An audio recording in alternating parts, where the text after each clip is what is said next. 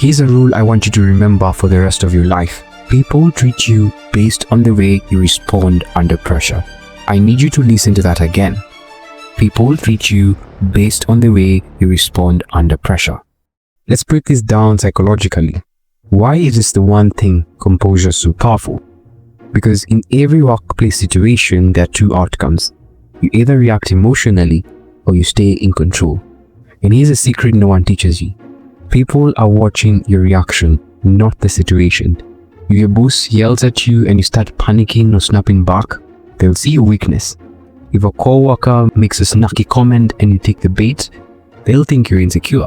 But if you stay cool, eyes steady, voice calm, you shift the entire room's energy. Think about the last time you felt embarrassed at work. Maybe you messed up in a meeting, maybe you made a suggestion and everyone went silent. What really made you feel embarrassed? It wasn't what they did, it was what you did after. You dropped your shoulders, you avoided eye contact, your tone changed. But here's the truth. Embarrassment is just a chemical cocktail. Adrenaline and cortisol. It's not real, it's not logical, and it doesn't have to control you. Here's something you need to tattoo on your mind.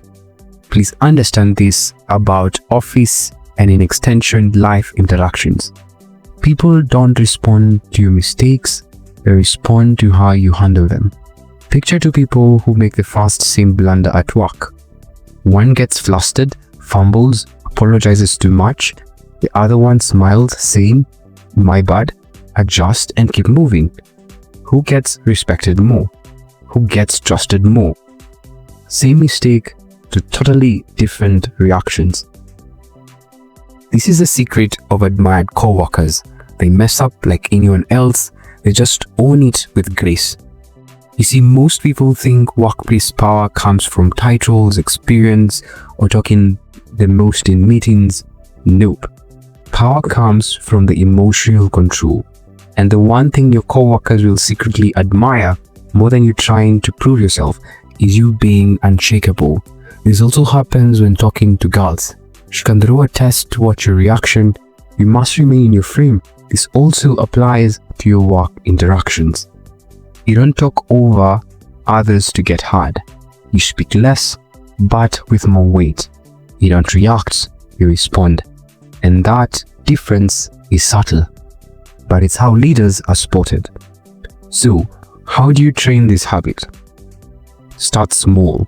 When something annoying happens, your coworker takes credit. Your email gets ignored. Someone makes a snide comment.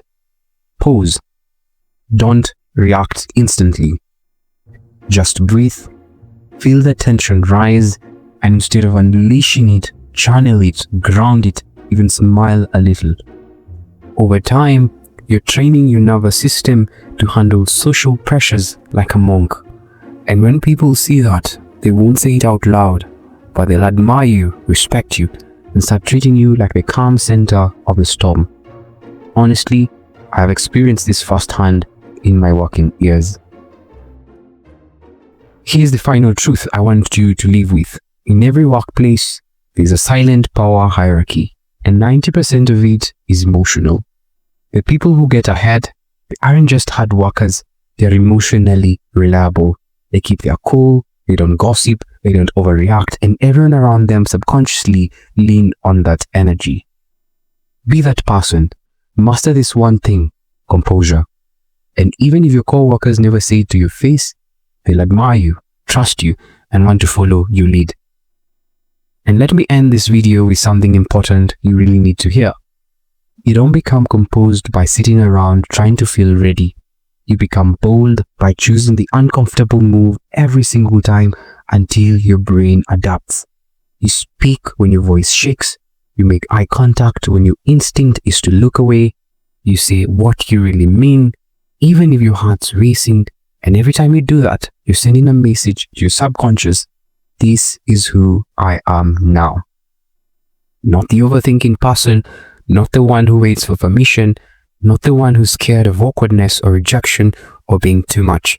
You kill that version one bold move at a time. And here's the part most people will never understand. Composure isn't something you use, it's something you become. It's a new operating system. One where pressure doesn't scare you, it excites you. Where people don't control how you feel, you do. Because when you finally stop trying to avoid fear and you start choosing it, instead, you become dangerous and the world feels it. And if you're still watching up to this point, I just want to say I cherish you.